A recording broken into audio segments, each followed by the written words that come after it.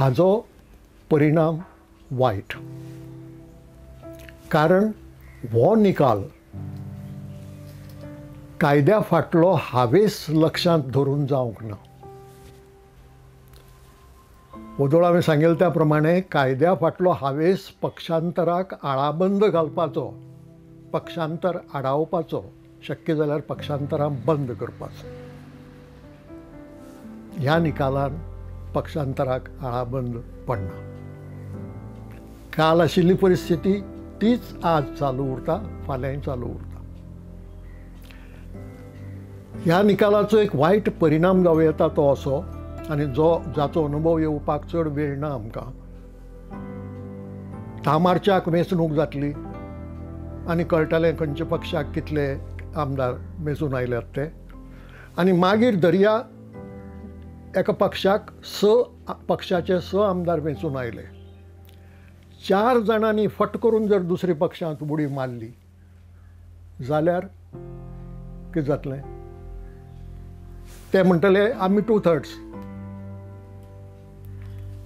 सभापतीच्या फाटल्या निर्णया कडेन बोट दाखयतले आनी हायकोर्टाच्या ह्या निकाला कडेन बोट दाखयतले आनी सांगतले की ही प्रथा आसा, हो प्रेसिडेंट आसा, हायकोर्टान कांय तो रद्द करूंक ना किंवा चूक म्हणून थारावंक ना, त्या खातीर आमी डिस्क्वॉलिफाय जायनात. हाजो अर्थ पक्षांतराक आळाबंद तर पडत ना, वयल्यान पक्षांतराक हें एक प्रोत्साहन जाता. पक्षांतरां वाडपाची भिरांत आसा आनी प्रत्येक जाण निमाणे कडेन बोट दाखयतलो ह्या निकालाक.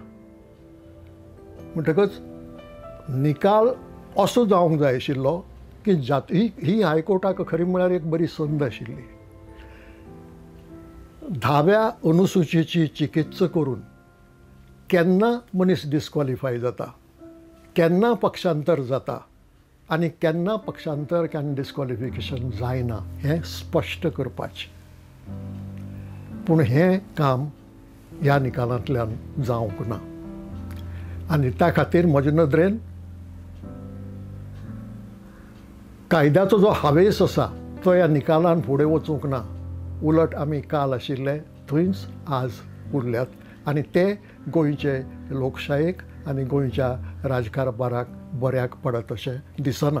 कारण ज्या परिस्थितींतल्यान हो कायदो आयलो ती परिस्थिती परत उप्रासूं येता.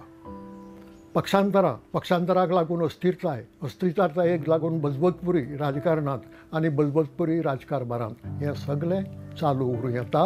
ही भिरांत आसा.